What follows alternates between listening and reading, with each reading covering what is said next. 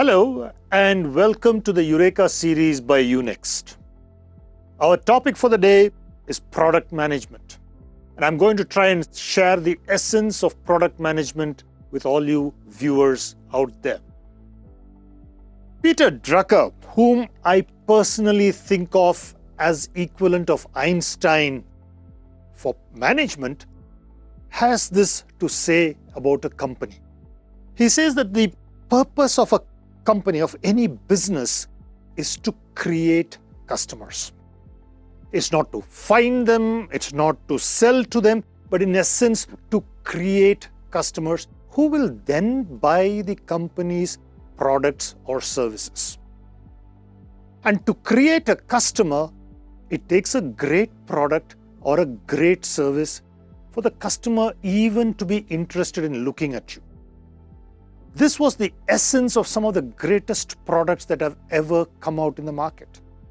Whether you talk about Sony's Walkman or you talk about Apple's iPhone, they created customers where none existed. And this was because of the genius of the product manager who made it possible. So what then is product management? Many cases we look at the product and say, you know what, it's a standalone entity. It does what the customer wants. Why are we not able to sell it? And indeed, there are any number of failures where it's been a great product and yet it failed in the market.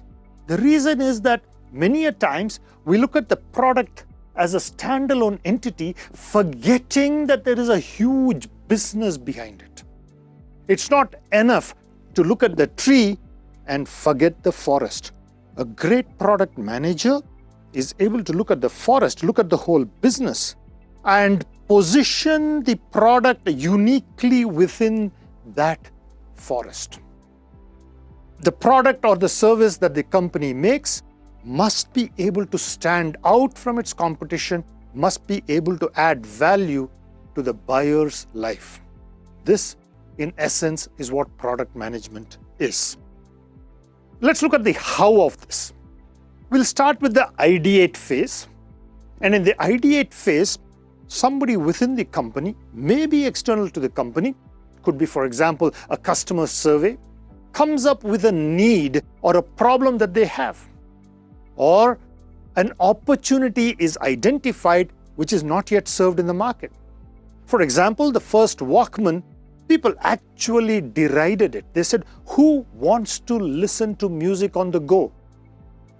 And yet, the organization Sony felt that this was a huge market out there and they ideated products and services around mobile music. Ideation is where the whole process starts.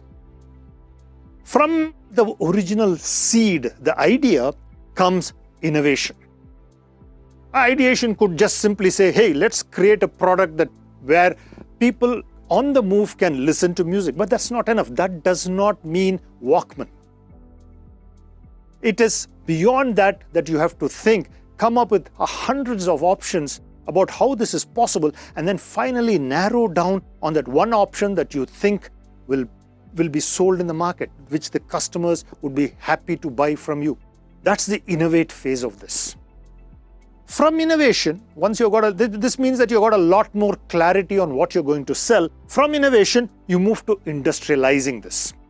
This is where you've ironed out all the details. Maybe you've done a proof of concept. You've released it to a subset of the market that you're targeting. You've got feedback. You've improved the product or the service. And now you're ready for mass manufacturing, for mass rollout. That's the industrialized process. You are now getting the product into the market. But that's not where it stops. Once you industrialize this and start implementing the product in the market, what does this mean? You've sold the product. You're going to get almost instantaneous feedback. People are going to say, I love this about the product, or I hate this about the product. The reason is, in the industrialized phase, you have kind of done test marketing. You have sold it to 100 people, you have sold it to 1,000 people, but when you launch the product, it suddenly hits lakhs of customers out there. And of course, then you get far more feedback. So you implement all that comes out of this and really continue to innovate on this product and release it into the market. The last stage of this is, of course, improve. Over a period of time, the current version of the product may mature. You're going to come out with new versions. You're going to add new features to the product. You're going to make it more user-friendly. Maybe you're targeting a different market segment with this. You innovate on the product from that perspective. We call this the 5I model of product delivery, product realization. It's a copyrighted model. It is similar to any stage gate review product release. Now, here's the thing. None of this really happens in isolation. It's not that in the ideate phase, it's the R&D department. In the industrialized phase, it's the manufacturing department. No. Across all these phases, virtually every part of the organization is involved. Each function within the organization contributes its piece to that particular phase. And at the end of every phase, at the end of ideate, at the end of innovate, there is a stage gate where senior management steps in and says, you know what, I'm willing to pump in more money into this product idea, or you know what, I don't think this is going to sell, let's kill it. But that's a decision made because all these functions have contributed to the success of this product. It's no wonder then that a product manager is really called the CEO of the product.